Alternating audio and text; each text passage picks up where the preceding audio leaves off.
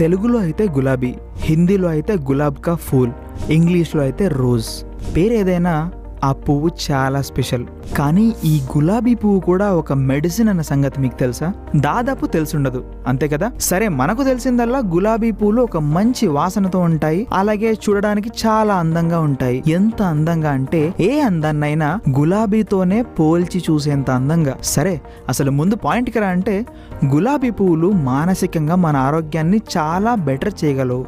ఈ గులాబీ పువ్వులను ఎండబెట్టి ఆ ఎండిన గులాబీ రేకులను మెత్తగా దంచి అందులో కాస్త పంచదార కలిపి సాయంత్రం పూట ఒక చెంచా తిన్నా కూడా మానసికంగా చాలా రిలీఫ్ అవుతుందట. చాలా మనోవికారాలకు ఇది ఒక మంచి రెమెడీగా పనిచేస్తుందట. అలాగే డైజెషన్ని కూడా బెటర్ చేస్తుందట. ఈ విషయం కొత్తగా ఉంది కదా? సరే, ఈ విషయం నిజంగా మీకు కొత్తగా అనిపిస్తే లైక్ చేయడం మర్చిపోకండి.